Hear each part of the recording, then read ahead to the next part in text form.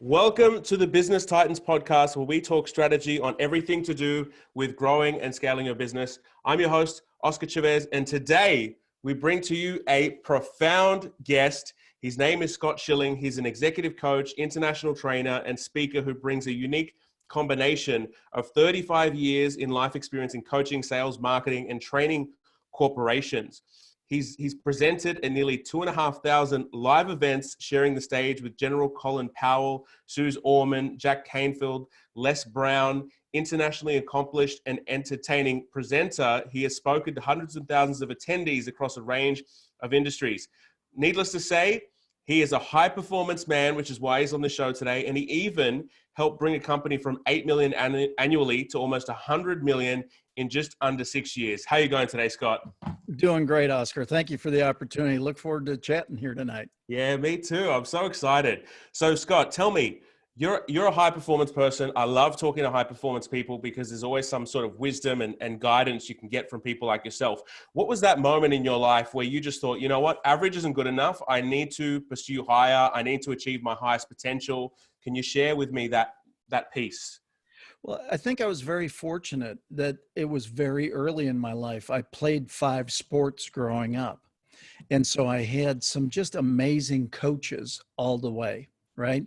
And they instill in you, I grew up in Wisconsin, and Vince Lombardi was there. In winning isn't everything, it's the only thing. Right. So, when you grow up with that as the professional sport that everybody looks to, right? And, we had this desire to succeed, and then we're given the tools and the various things to do that. And so it carried through athletics, and then got into college. And then when I got into business, you ever have one of those guys that wants to win every contest that's ever offered? Yeah. Yeah, that was me. So, right. It didn't matter. And I didn't want to just win it. I wanted to blow it away. And so I think, as you get a little more mature, that's code word for old, as you mature a little bit, maybe some of that, vim and vigor, settles down a little bit, but you still want. I just was on a phone call, and the guy said, "God, I've never heard you like this." And I said, I'm disappointed. I worked for a month to serve a friend, but the reality is I can't care more about him and his business than he does. Absolutely. But I do, but I can't. Yeah. And so it's part of, where do you get your drive from? I think I was very fortunate to play sports, and therefore learn from some just amazing people that said, teamwork makes the dream work, right? It's when you work together with people, it's amazing what you can accomplish. And I learned that very early, so that when I did more things that were individualized, I was accustomed to carrying my portion of the weight as a team member. But then when you are the team, then you really carry the weight, right? Yeah. I think that's how you succeed in a lot of things. Yeah, absolutely. And so people like yourself, Scott, I mean, high performance people, they have this ability to see directly through chaos, and they have this ability to generate incredible clarity when it comes to growing, when it comes to scaling, when it comes to taking your life to the next level. Now, you've worked with various different people, many different businesses. What are some of the common themes that you see that are mistakes that people are making? Because you come in and you make a profound impact. One guy comes in and from 8 million to 60 million, right? So there's 100 million there. So there's incredible experience there. What are some of the things that people are doing wrong, and how do you get them back on the right path? Well, I think, like in that situation, we had a team of individuals. In other words, when I came in, everybody was going in their own direction. So if everybody's going in their own direction, there was no leadership, there was no guidance, or guidance was by fire, right?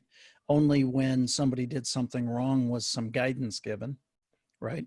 As opposed to putting in a system that says, Here's how we address people when they walk in the door. Here's how we do this when we do, there was not a single part of the business process that we didn't train on. And, we had 5 answers for every objection. And you did number 1 first, then number 2, then number 3, then number 4, then number 5. And here's what happened if you work through all 5. You did this 6th thing. But what that did is, so when somebody'd say to you, I'd really like a discount on your product. Well, we're not allowed to do that because, quite frankly, it would not be fair to all the people that see the value in everything that we do. Okay, so that was the standard answer.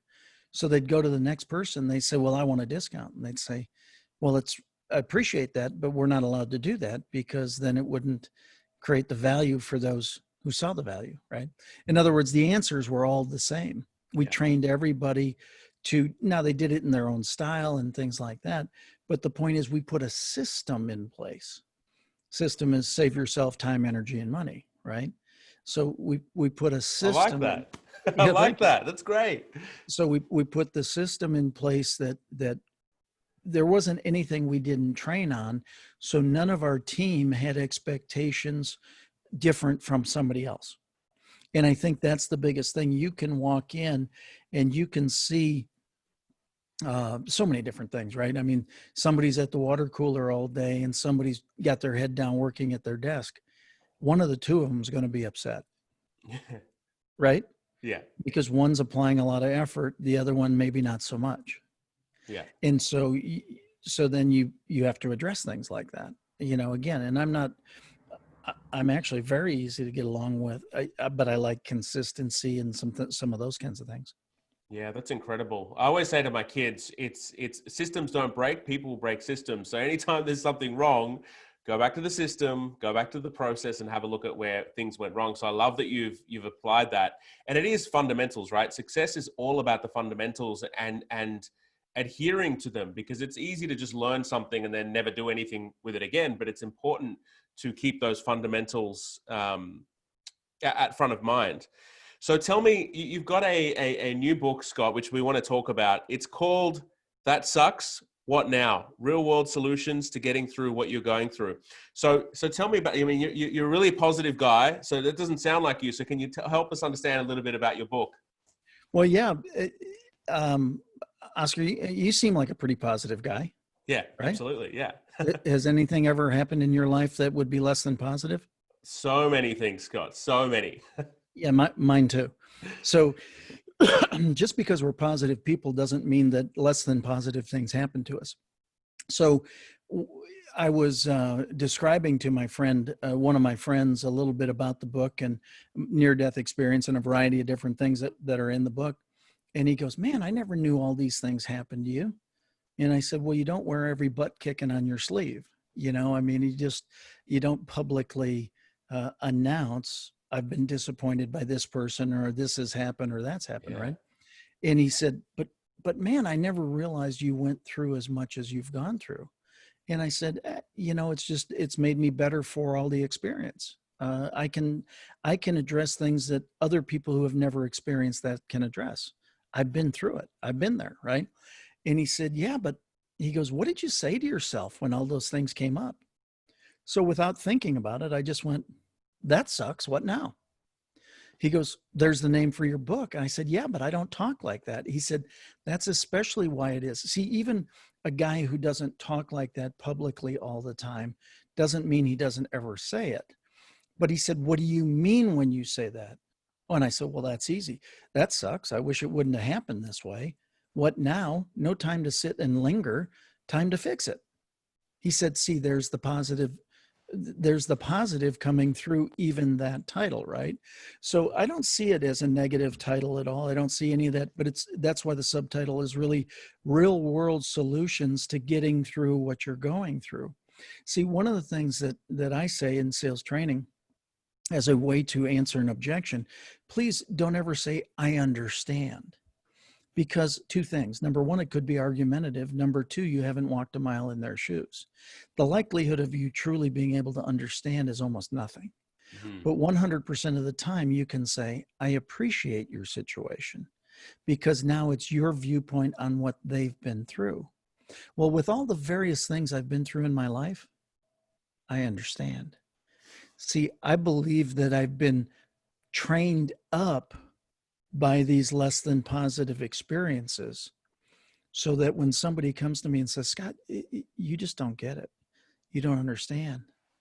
And you say, Oscar, you know what? I've lived through a near-death experience too. Let's share. Right. And so now there's that level of empathy. There's that ability to connect because you've had a common experience, even if it was a less than positive common experience. Yeah, absolutely. And I love that that's your approach. And you're a prolific sales trainer and you've done sales all over the world. And what I'm getting from you is the sense that it is a foundation of empathy. Would you say that that is a core part of being a better salesperson? Absolutely. People overcomplicate sales. They overcomplicate business. But the reason they overcomplicate business is because they overcomplicate sales. Without a sale, you got nothing. Yeah. I mean, you don't have a business, right? But sales is really 4 words: identify, problem, provide, solution. 4 words. That's Yeah. all it is. Yeah. And so if I'm more empathetic in identifying your problem, I'm going to be able to provide a better solution. I'm going to do it faster with greater care, and you're going to be happier about it. You're not going to look at me like a salesperson. You're going to look at me like somebody who's been counseling you to a good decision. Absolutely. And it is about coaching someone to decision because sometimes people don't get the sale because of the prospect's indecision. So I find that it's our responsibility to help them with that decision making process and make them or help them make the best decision possible. And I love that you've said that and finding finding the problems and through truly being a listener. I think there's a major challenge in the sales industry that people think that they can do this, the gift of the gab, and therefore they're a good salesperson. But is that one of the greatest misconceptions of sales, Scott? Oh, absolutely. That just makes them a great orator, or it makes them they should be in the theater. That just means that they can spout a script, so now they're just a great actor. Now there's something to that, but the reality is the better questioner that you are, the better listener you are, that's the best salesperson, because now I can properly identify that problem and align it with the proper solution. I mean, one of the questions that I train everybody to ask is one of the opening questions. If you could improve one thing in your life, what would it be? Hmm. See, if I ask you that question, now I can modify it. If you could improve one thing in your business, what would it be? If you could improve one thing with your mate, what would it be? If you could improve one thing with your hobby, what would it be? Do you understand? If I just substitute that one word, you're going to give me every piece of information to start the conversation, not conclude it, but to start it. If I say, if you could improve one thing in your business, what would it be? And say, gosh, I just wish I could sell more. So what would it mean to you if you sold more? Do you understand? Now we're in a question answer period where the one who's asking the question is actually in control of the sales process. Absolutely. And quite frankly, I work diligently to not direct you anywhere other than wherever it is you want to go. Yeah. Absolutely. I love that framework and that structure. That's something that I teach as well. It is really about listening and asking really good questions. And it's not even difficult questions, right? It's simple questions where you're getting to know each other human to human. You mention in your book and in some of the conversations that you have about your near death experience. Can you help me understand how that's really shaped you as a person and what's happened since then? Sure, there's a variety of, I mean, my goodness, there's so much that's come out of that, so much positive out of that. Actually, I was walking along, walking, and all of a sudden my legs stopped. And I looked down and I told my right foot to move and it said, hell no. And then I told my left foot to move and it said, hell no as well. And so I was standing on 2 tingling stumps from just above the knees down to my feet. they were just tingling. And I started to get disoriented and fall backwards. Fortunately, there was a rail. I grabbed onto the rail. As I started to go down, some friends slid a chair underneath me. I was cold. I was gray. I was clammy. I was sweating profusely. I had 4 out of the 5 signs of a major stroke going on. Wow. And it happened to be in my cerebellum. And the cerebellum is responsible for speech, memory, fine motor skills, walking, talking, vertigo. And if you're a professional speaker and trainer, the last place you want that to happen, quite frankly. But the reality is, by the grace of God, I walk away with nothing. And I went to the emergency room, 5 hours. They misdiagnosed me, released me. I went back to my hotel room, and my head hurt so bad I cried out, "God help!" Yeah. And I heard an audible, "Drop to your knees." So I slid out of bed and I prayed. And when I went to get back into bed, I didn't get into bed. I got on a cloud. Most amazing peace I've ever felt. I've never felt it before, never felt it since. Went straight to sleep, zero pain, woke up the next day, went on set, shot 3 TV shows. Then I went to a neurologist. He said, "I want an MRI." Couldn't get it read until the next day. His first words, "Get your ass to the hospital, check into ICU, you've had a stroke." Then I spent 6 days in intensive care.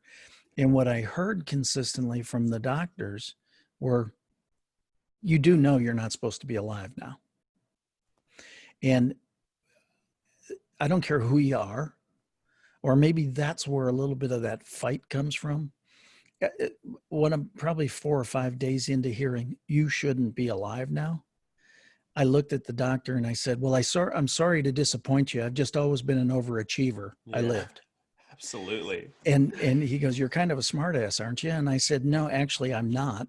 But I'm tired of hearing you tell me I'm not supposed to be alive. I'm Absolutely. very much alive. So let's get this thing on the road." Absolutely.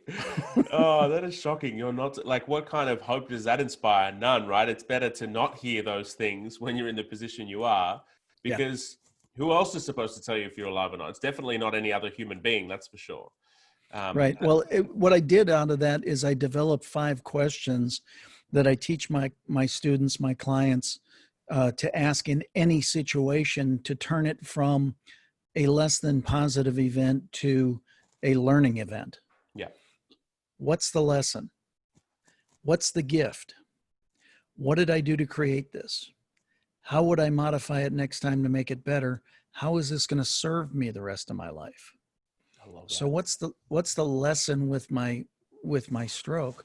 Well, the lesson is when the back of your SUV comes down and smacks you in the back of the head and you have a headache for 8 days, you should probably get checked out. What's the gift?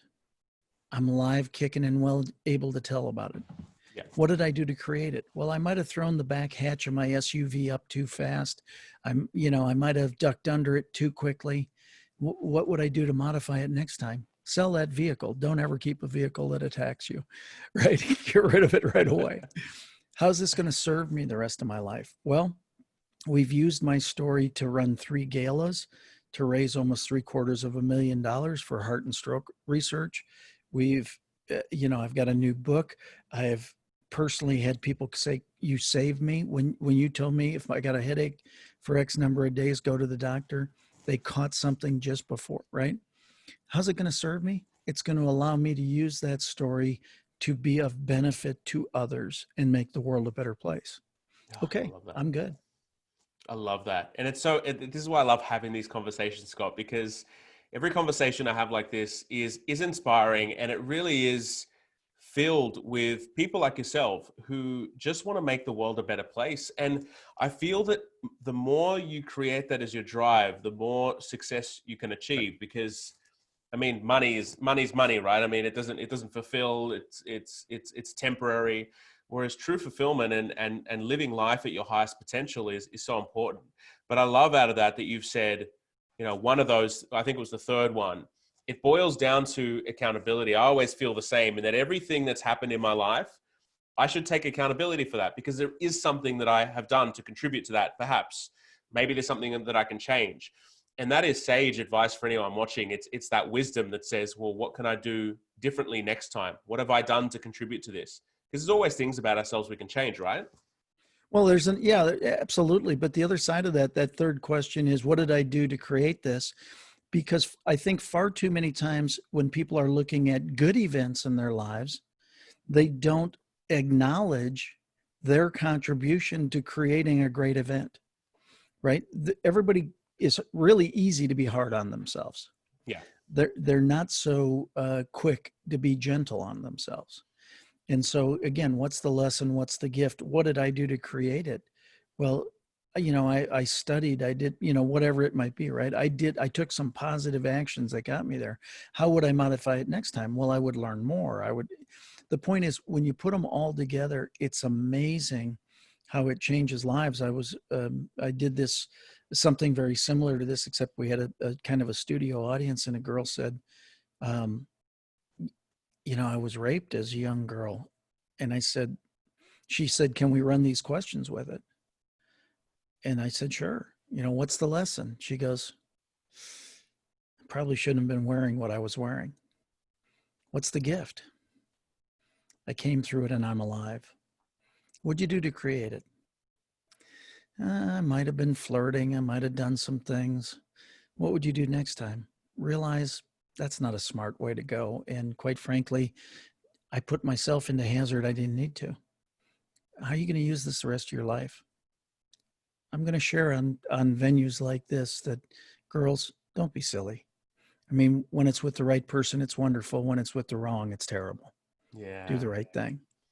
That's touching, Scott. That really is, because that leads to true transformation, and I've been there myself, that it's very easy to stay in the victim mentality and to allow your future to be totally impacted by negative circumstances that we've come across.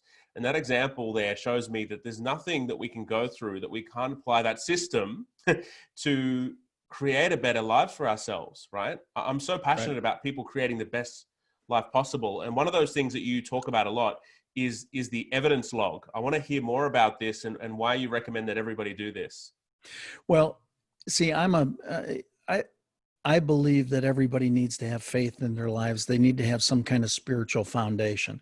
It is not my job to convince you to believe what I believe. It is my job to encourage you to believe in something. Okay. So by definition, I know you have faith. You know how I know that? You would never have this show, because there's no assurance that anybody would ever watch. There's no assurance that anybody will ever listen. There's no assurance that you could actually get a guest on, but you have faith that you could accomplish all those things. See, by definition, faith is belief in the unseen, assurance in the unknown. Yeah. Nobody would ever have a business unless they had faith, because there's no assurance that anybody would ever come to your business, right? So what an evidence log is after you have that faith, and whatever your spiritual beliefs are yours, that's awesome. It's all I want everybody to do is to believe what they believe and be a living example of that. That's your right. Do that. But at the same time, once you have that faith, the reality is, faith by definition is confidence in the unseen. Hasn't happened yet. I haven't seen it. Assurance of the unknown. I'm not even sure that I know what it's going to be. So to strengthen your faith over time, when the event does happen, I encourage you to log it in an evidence log, right? So you might say, I have faith that I'm going to have this interview, or I have faith that XYZ is going to be on my show, or all those kinds of things. So then once it happens, you go, remember when 4 months ago I said XYZ was going to be on my show? 3.5 months later, they were on my show. See, I knew having faith was valuable. I love that. That's so important, right? It is so important to believe. I've read a lot of books, Scott, and one of the things that I've really distilled is that all of our beliefs determine our outcomes. Right. And I go through a system of explaining exactly how that works, but it really is fundamental that everything we believe shapes our identity. Everything we believe determines the way we act, the way we feel, the way we relate to others, the sense of achievement that we get in our lives, the things we pursue. And it all begins with that foundation of belief. And I love that evidence log. I love that because it just helps propel you forward, because it doesn't mean that because you're successful today, you'll continue to be successful for the future. I heard this morning that there's a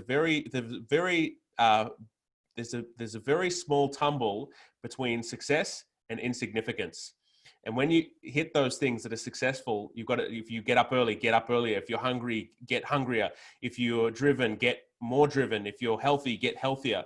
And it's that flow on effect that as you age, as you get older, it's important to keep growing and growing and growing. Where do you see Scott in the next 10 years? Are you going to continue to be growing and continue to living this high performance life? What are you aspiring to do, Scott? Oh, I got lots of lives to help improve. I mean, you don't take all the beatings I've taken and then say I'm just going to pack it in and not share any of them. No, I mean, I truly believe that for the next 10 years and well beyond, I'll be sharing messages of hope and inspiration. I'll be helping people really achieve their dreams, their goals, their desires, help with those transformations to encourage people that they can truly accomplish whatever they want. I mean, I've been very blessed to do events, like you said, 2,500 events, speaking over to 1 million people live. Probably 27,000 thereabouts is in the largest audience to date. I truly believe that this year I'll speak to a crowd of 90,000 or more. I've seen it. I know it's going to happen. And that's provided we can put 90,000 6 feet apart from each other. But anyway, that's a whole nother story. No, but I mean, the point is that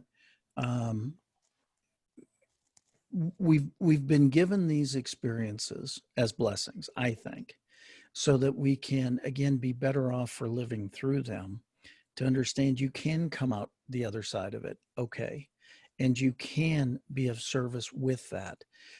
I got friends. I've never done military service, but I have friends. I've got one friend that was blown up twice, not once, Wow. but totally blown out of a Hummer twice in Afghanistan. I mean, literally got blown up once, took 14 months to recover, went back to the theater, got blown up again. And so, but when you sit and talk to him, and I talk about him a little bit in the book, and I said, Brian, what's that like? And he said, you don't get blown up twice and survive and then not share. It just doesn't work that way, right? I mean, I was saved so that I could share resilience, so that I could tell people. Now, did it hurt like hell? Oh, you bet. Are you kidding me? There were times that it was unbelievable, right? But I said, how do you keep such a great attitude about it? He said, because I'm still here, dude, right? His Purple Heart license plates are nice try. Now, if that's not a sense of humor, I don't know what is, right? Yeah. And so again, why would we take all these instances that have come through our lives and not utilize them to serve other people with it? Experience is a great teacher. It's just a very expensive teacher. Better to borrow experience than to get it yourself. Yeah. And so model things, I mean, anybody can do. Who am I to have done 2,500 live events, packed stadiums, shared the stage with every name you know? You might not know my name. That wasn't my task for you to get you to know my name, but you know all their names. Well, I got to sit with them and counsel with them, and you know what? They're just like us. Yeah. They just wanted to do something to serve other people at some point, right? But who am I to have accomplished what I've accomplished? That's not an ego statement. That's a wow. You just got to have some want to. Yeah. I can teach the rest. I can't teach you want to. You got to want to make a difference, right? Yeah. Absolutely. That's awesome. I love that, Scott. So look, we're going to have to start wrapping up soon because we're almost at time, but I want to understand from you, Scott, what are some of the things that business owners can do to be better at sales? Because it is something that scares a lot of people. So we've talked about empathy, we've talked about great questions, but what other piece of advice can you give business owners that do want to truly sell to help the world be a better place? Well, let me demystify sales. Everybody's in sales every minute of every day. Now, that's a pretty dramatic statement. I'd expect you to want me to prove it. Okay, I'll prove it. How many of you have ever been on a date? You made a sale. How many of you have ever put a kid to bed? You made a sale. Yeah. How many of you are married? You're better at this than you think you are. Yeah. Okay. The point is, all of those are sales. Sales is simply the exchange of a product, good, or service for an amount of money or its equivalent. Makes my heart feel good. So I've exchanged a piece of information. Well, I created my own heart-centered selling definition. Education through communication without manipulation. See, my job as a salesperson, I don't ever want to sell you anything, but I always want you to buy a lot from me. Therefore, it's my responsibility to create an environment for you to want what I have, which means I educate you through communication and not manipulation. Yeah. So you really become a teacher.